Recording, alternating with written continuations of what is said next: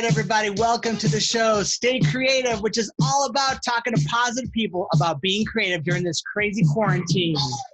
Today, I got Roberto Mejia, who's going to talk to us about how he's being creative with a special book project. All right, welcome to the show, my friend. How have you been? I've been well, been blessed, Yeah? yeah, and yourself? I've been very busy. Staying creative, Ah, definitely. But thank you. I'm going to just jump right into the questions here. So normally what I do is I interview people on how they're staying creative during the quarantine crisis, right? Let's do that first. So tell me what you've been doing. Mostly working on myself first. Staying active, physical. I've written out like a diet for myself. So taking care of myself first is probably like the biggest priority that I have right now, and that's what's allowing me to, you know, um, think about my creative juices or get my creative juices flowing. Um, So I and know that you told me that you have a book project in the works. Tell me what inspired it and then tell me what it's all about. so at Mother's Day, like right after Mother's Day, around Mother's Day, I was thinking of how can I, uh, you know, pay respect or give homage to my mother. Probably one of the persons that I love the most. Um, so one thing that my mom has always done for us is food when it comes to food and cooking and meals, and I love food. Anything from anywhere. I just love I just love food. Food is Mhm. one of my biggest passions. And so I was like, so how can I combine, because it was Mother's Day season. So I was like, how can I, pay respect to my mom, and combine my food, and then also, uh, tell the world a little bit about myself and my experiences when it comes to food, because food is really big. Mhm. When you're at the dinner table, that's almost as religious as going to church sometimes. Like, Uh-huh. or Uh-huh. if not more, and depending on the season and whatnot too. So yeah, I wanted to create this cookbook with ethnic or original Honduran recipes, and then write short stories about the significance, what they mean to me. And then right now, like earlier, I was like, well, I wanted to write what they mean to me, but like I want to get the input of other like Honduran people. If I ask them like, yo, what do you feel, or what does remind you? What's the first thing that comes to your mind when you think about this particular dish? And so like I just added that to the outline. Is I want to interview people that are Honduran culture, and Uh-huh. I haven't got to the interview questions part, but I know that's what I want to do because I want to get their feedback too. Because ultimately, the short stories that I want to write about, I want them to reflect on like love, family, respect, tradition, culture, and most importantly, my faith. And so, why not get my experiences and other Hondurans as well too, that I have close to I me. love it. I love it. So I want you to tell me why you were so moved when you finally told your mom about your project. What really moved you about that? I kind of tap into that. I really haven't told this project to anybody. Maybe like two people. I think you're like the fourth person. And when I was telling her, she was just looking at me, and I just felt that that energy from her. And so I don't know. I'm a very sensitive, emotional person to begin with. So when I started telling my parents, my mom this, they were just like, she was just like on board. She already started writing recipes. Like I got like Oh, three recipes already. Like she's like, can I that's do awesome. can I do one a day? And I'm like, dude, take your time. And she wrote three already. She wanted to do one a day, but she wrote three already. So like, yeah. If you can have her type them, it'll save you a lot. So just have her type it for you. Then what you can do is then start taking that and making it look fancy. But I Yeah, want yeah, yeah, I yeah, want to hear specifically, like, what is your favorite dish that your mom makes you? yeah. Ooh, okay, okay. Yeah, this is. Oh man, you see how excited I got for this question. Prob- in Honduras, there's a dish called baleadas. It's homemade tortillas. The tortillas, flour tortillas. Um, and what they have inside is, so you make the homemade flour tortillas, and you add the most basic. basic way to make them is just beans, cheese, and like cream. They call it mantequilla, which is like the Butter. Central American. Uh, well, more like it's like a sour cream, like a Oh, okay. like the Mexican they call it crema. Uh-huh. We call it mantequilla. So, which is like you know it looks like sour cream, but just a little. The consistency is a little bit more runny. Mm-hmm. Personally, I don't like it, but I don't. I would just take it with beans and cheese, and that's it. But there's all more varieties. You could add egg, you could add like huevo con chorizo, you could add avocado. So I've seen like steak added, I've seen chicken added. Like so that is probably my because that's where my heart is in the baleadas. You just gave me a really good idea. Now that you know how to use Zoom, you could make your own show. And each episode, you're teaching people your mom's recipe. Yeah, well, let me get there, dude. Like that's exactly what I want to do. Once I get the book all ready, that's exactly what I want to do. And I'm like, Yeah, we can help you do that. So, first of all, you just shoot your mom, have her tell the recipe, then shoot her cooking, and then shoot the end result. And what's cool is there's a bunch of different graphics that we can add to the screen that has all the ingredients, has all the steps, like heat the oven to this temperature. And there you go. You got a show and you're inspiring the world, and the world is getting to taste your mom's food. I think it's a great impact you can have. Essentially, that's what I want. Why am I gonna hold my mom's cooking to myself? Like that's selfish in me. I want the world to experience this, because it's like I said, it's more than just food. It's culture, it's tradition, it's love, like all those things I want to hit on. So your mom's gonna see this episode. I want you to tell her, talk to the camera like you're talking to your mom, and tell her why she is important and why this book is so important. You're gonna make me cry right now, dude. Mom, and she's like right there too. Mom, you're the most important person in my life. Every prayer, every blessing, everything that you've done for myself, for my siblings, uh, it goes.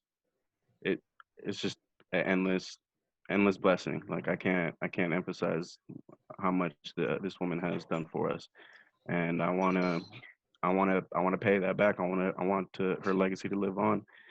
I mean, that's like a fraction of her. Her cooking. My mom's probably one of a very complex person, but that she's unique, one of a kind, and I love her. And everybody that gets to meet her, know her, it feels the same. And so get her on camera right now. Call her over. Mom. So here we are with Roberto's mom, Tita, and she is the person, the inspiration behind his creativity. What do you think about him making a cookbook based off of your recipes? I don't want to give him my secret. That's the only thing. My secret recipes. But I will. So it's a secret book. A secret book. No one can read it. Secret recipes. So I want you to talk to the camera and tell your son, pretend you're talking to him, why he is so important to you and why it's important that he knows your recipes. Talk to him like it's like you're talking straight to Roberto. Okay.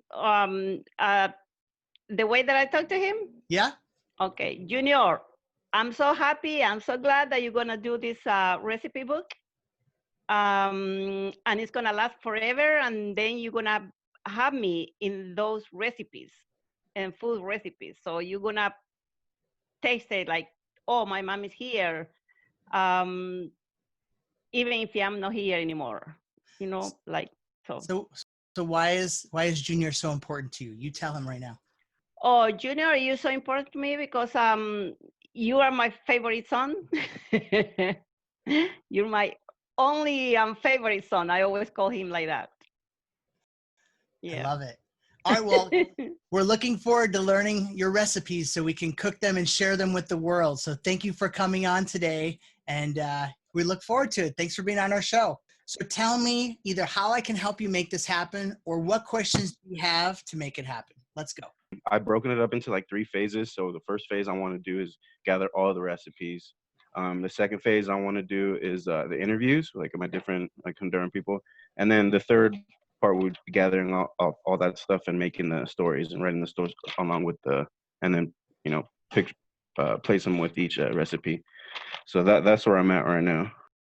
I think you're on the right track. I think obviously the first thing is to get those recipes. And then honestly, I think the second thing to do is use your phone and videotape her making every recipe.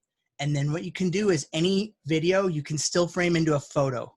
And that photo can then be put into the book. So what you're going to do is you're doing two projects concurrently. You're making a book and you're making a cooking show at the same time. And you're using the same assets. All right. Then another thing you could do when that's all done, we can look at it, but you can also add a voiceover track of what's going on, so you can narrate the recipe. And or you could start off as the host of the show saying, today's recipe is XYZ. It originated here. This is why it's such an important recipe. And here is my interview with so-and-so. And you could do Zoom calls just like this with those people. So maybe that's the easiest way to do it, is do the Zoom call interviews like this, and then you can transcribe that into the book. And then once you get that done, I can help you make the show. I can help you make the book. I can help you with the marketing of the book. I can help you with the marketing of the show. But it's good because now you got a lot of time, all right? And you got a lot of motivation to make it happen because it's something personal. It comes from you. And if you feel on the level that you're going to cry, then this is the thing you got to do. Because if you feel so moved by it, then this is the project that's next. So like, should I set like milestones for me, like, or like a timeline, or just like how many pages how many recipes you got? 18 so far. And then I also have like seasonal dishes and then desserts. Okay. So the book would be like what, 30 pages long, 50 pages long? Yeah. And then who's your audience? You said Hondurans, right? No, friends, family. Who? Yeah, friend. Yeah, friend. Yeah, people close to me, friends, family. Okay, yeah. so anybody. Another thing you can do is you got to know your audience. So figure out what types of recipes they like too, and that comes with your interviews too. But once you know who your audience is, then you can make your book cater to them, and then that'll help you create the content. So once you know the audience, you know how to make content that is into their listening, that speaks to them. Another thing I tell people is know your competition. So look at other people that are making books like yours and find out how long they are. So if there's other Honduran recipe books, if they're 100 pages long, maybe you need 50 recipes that are 2 pages each. The recipes on one page and the pictures on the other with all the details of how to prepare it and cook it. But know your competition so that way you can be on the same, competitive level with them. And then that way that'll give you ideas for, how you market yourself, but also like what content and how long the book will be and all that stuff. So you don't have to reinvent the wheel. You just have to see what other people are doing and then just add a little bit of your literal flavor to it to make it a little different. I don't know. This is for you. Why are you doing this? For this reason right now. This is the exact reason why I'm doing this, because I got certain skill sets just like you. And this is something that inspires me. If I can see people be moved by, like, seeing you get moved by being creative helps me, because I'm just a catalyst. I'm just trying to get you guys moving. All right. And that's what will outlive me. If I'm not going to be here long, who knows? Maybe I am, but this is something that lives forever. And the fact that, you could inspire your kids down the road, your grandkids, all that stuff, that's super cool. And it gets me excited. Like, I've always been creative, and in my hardest, darkest times, that's what's got me through. So I'm just kind of trying to share that with other people and showing other people, don't be scared. Like, you hopped on this with like literally 5 minutes notice. All right. This is like the scariest I've ever been coming up. It's freaking awesome. I love it. I know that this is scary for you, but who cares? Here's the deal. It's just you and me talking, right? It's just a conversation. And so if we could just get past that, all the people that have the same questions you do will learn from this, and they'll be able to kind of take action. And I love it. Like, that's really what gets me going. And that's why I decided to do this. I just threw together things I like, make a little fun, project out of it. It doesn't have to be perfect. Look, I clap the lights change. It's not perfect, but it's all good. You want a light show? I'll give you a light show. Like right now, I'll even tell you, like this cookbook that you're going to put together, you don't know this, but it's going to bring your mom and you closer. Yeah. That's awesome. Yeah. So don't make me cry, dude. I'm trying my best.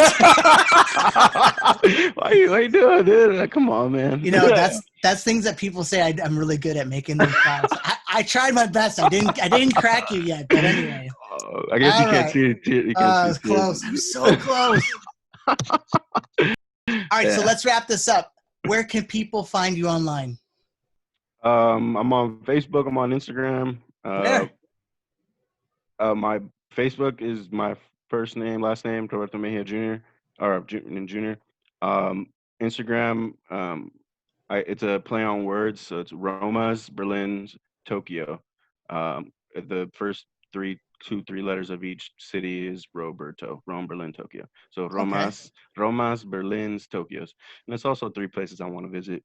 So on my bucket I love list. it. So we'll put that on the bottom for all of our viewers to connect with you. All right. And they're going to hold you accountable now. So now I'm holding myself accountable. I told like 4 people. Now that you've said it has become real. So they're going to hold you accountable to this, my friend.